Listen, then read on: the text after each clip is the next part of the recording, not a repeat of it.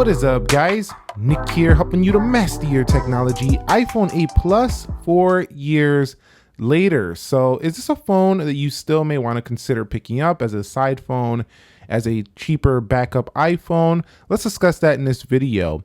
Now, this phone did launch way back for a refresh in September of 2017. It actually was announced on September 12th, and then it became available on September 22nd. So this phone, not quite 4, but just in about 20 days or so, it will be 4 years old. A key spec refresh, this does have a 5.5 inch 16 by 9 1080p panel. And yes, this is the last big iPhone that could do that.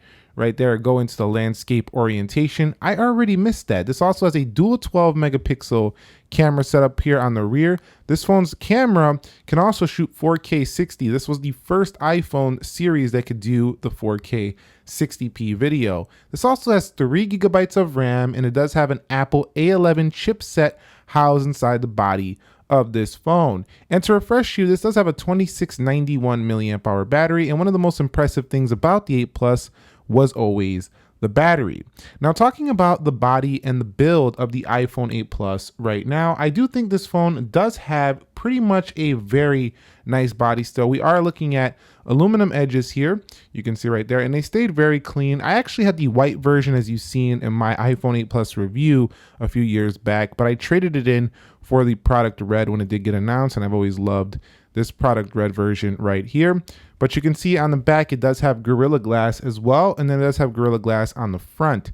Now, this phone right here on the front, you can see the bezels do make the screen to body ratio quite a bit big, but people are still buying an iPhone SE with bezels like this, the 2020 iPhone SE, so I don't see why this is such a huge problem. There's also iPads that are still available for sale to this day with these bezels. So yes, in the phone game, it does look a little bit aged. It looks a little bit like a dinosaur, but it's still a very premium, nice feeling phone, even right now in 2021 when it comes to the body. Now, when talking about the display, I will say that I did always enjoy the iPhone 8 Plus's 1080p display over something like the iPhone 8, the iPhone 7, as well as the iPhone SE.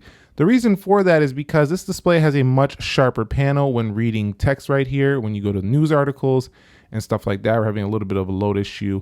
We are on iOS 15 beta, so this thing is not perfectly performing right now on this beta. But I do have to say that the text on this phone just really always looked a lot sharper than those smaller iPhones. And it really does have a nice wide display. Even though this is 5.5 inches, the width of this phone always gave it a comfortable feel when viewing content. This might be one of the best iPhones ever made for viewing content just because of its width. So let me know how you feel about that down below. But the display, I gotta say, Retina IPS, not OLED. So it does have a little bit of washing out going on the corners versus something like an OLED. And the blacks aren't nowhere near as deep as an OLED panel. But I will say that when you are reading text and articles, that it does look pretty darn good. Now, if I go to YouTube right here, let me go to YouTube. When watching a video, iPhone 6 after 7 years. In this video, we're going to talk about how this thing's aged. It came out. The video fills most of the screen. Now, if the videos are published in a 2:1 aspect or a different aspect ratio, they might show you black bars on this phone. But a lot of creators still have cameras that don't shoot in that format, so you should still be able to see it pretty good here. And iPhone 8 Plus did give you, something to hold on to. So if you're playing games and stuff like that, you had something to hold on here with this display. And again, I really just love this landscape mode because the iPhone 8 Plus has big icons, as you can see right here. So when you are in landscape mode, it kind of truly feels like a mini iPad right here. So 4 years later, this is still a feature that I want to see on the newer iPhones. I just like this quite a bit. It just makes it feel like you're getting more out of your bigger iPhone. We're not getting split screen, but at least we get a landscape mode. We still don't see that even on the 12 Pro Max. Now, when it comes to Touch ID, this thing is still very quick. I mean, every time you press it, you're going to fly right into this phone, no problem. So I will say that, with that fast A11 Bionic, this one always felt very snappy. And to this day, it doesn't feel old at all. It's pretty incredible. Actually, right now, wearing a mask, this thing is very preferred over Face ID, in my personal opinion. So discussing the software here on iOS 15 for the iPhone 8 Plus, I think I did a video on this already. This phone just performs great, even on 15. So This is why this may become still a recommendation as a backup iPhone, or maybe you're looking for a cheap, big iPhone on the low. This can still be recommended because it's getting iOS 15 and it's not going to be its last update. I'm pretty sure Apple's going to push at least one or two more to this phone. And the reason being is that this phone still has a pretty snappy performance processor. So it does have the power to run it. It has 3 gigabytes of RAM. There's still iPhones floating around using 3 gigabytes of RAM, like the iPhone XR. Many people are still using that phone. And it also has 3 gigabytes of RAM, as well as Apple's famous iPhone 10. So very good overall with the software. It's not much different from using the newer iPhones. The only difference is that you're not going to be using gestures. You'll have the control center coming up from that bottom pane down there. So you'll have to swipe up like that to get to the software control center. But other than that, you have app library. You can put widgets. You got a wide screen here. It's pretty much like what you would use on the newest iPhone. Talking about the performance a little bit more. Again, we're running the Apple A11 Bionic chipset, 2.39 gigahertz, 3 gigabytes of RAM on this iPhone 8 Plus.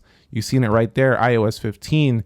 And the thing is that, yeah, you don't have anything like a 90 hertz or a 120 hertz display, but that wasn't a big thing when the 8 Plus came out anyway. But this phone right here can still pop all the applications open that you want, and they're popping all the modern apps open. There's nothing out of date about this right now. So you can watch all your videos. You can basically, if I'm running the iPhone 12 Pro Max, I pop my SIM in here. I can run the same software in 2021 as that phone and do it just about as fast. This is not going to slow me down in my life or anything like that. Even as a content creator, as somebody who needs a little bit more power to keep up with the business, stuff like that, I could still get by with the 8 Plus today.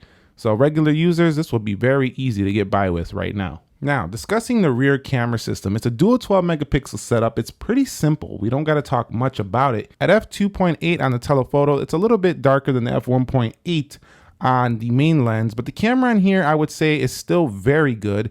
It gets very good detail, although you would have to download an app to get a true night mode.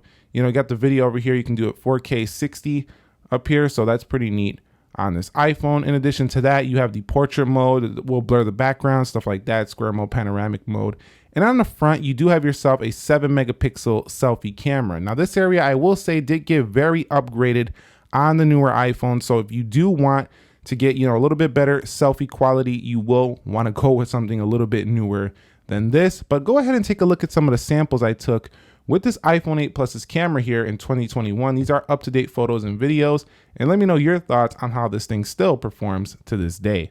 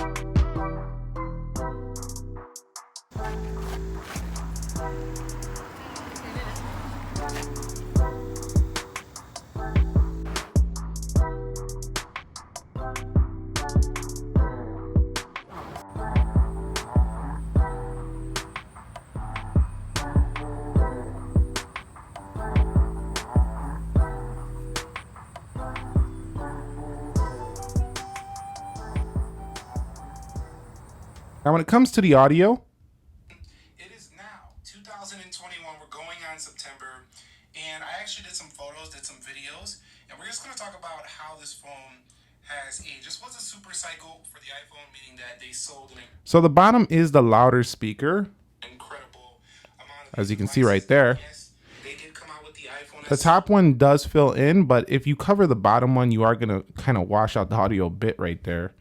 2020. as you can see right there. But overall, it's got a pretty good loudspeaker. I wouldn't say it's the best I've heard. I think the newer iPhones are a lot crispier, got a little bit better highs, a little bit better mids. But this one's still, you know, having stereo speakers, it still performs fine. Bluetooth 5.0, no headphone jack here. So you will have to use Bluetooth headphones like AirPods Pro or something like that with this phone.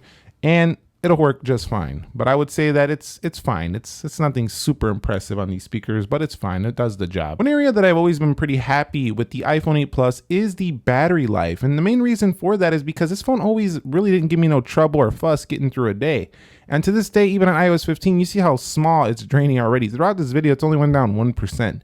This phone right here has incredible battery life and always has.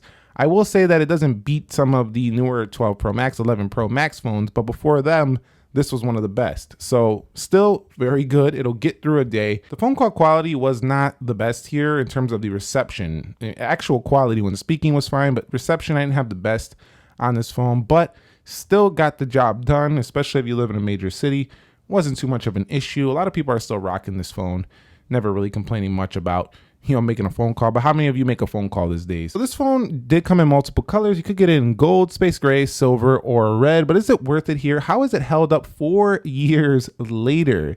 In conclusion, I'd say I still recommend this phone if you want a classic large iPhone. You know, if you still want something on the low and you want it classic looking like the iPhone SE, I think you could still use this. I'm not saying go out and buy this over some of the latest modern phones, but if you're like, you know what, I got a couple $100. I want a big iPhone. I'm not paying $600-700. I'm not going to be doing no trade-ins. You just want a classic usable iPhone, or you're trying to get somebody, you know, a family member, something on the low. They don't need the latest and greatest thing. This is still a big, nice, serviceable iPhone. And it's got a couple years left of software updates. So I still think it's kind of recommended here. You know, it's not nothing that I would go out of my way to get, but at the same time, it's held up very well. Let me know your thoughts on the iPhone 8 Plus after 4 years. Would you recommend still using this phone right now? Would you say, no way, you know, I'm done with those bezels. I'm done with that old classic look. I don't like the SE 2020. I don't like this one. Let me know your thoughts down below in the comment section of this video. If you found this one entertaining for me, helpful, do me a favor, click the like button for me, subscribe for more. Nick here. Be sure to be well and peace.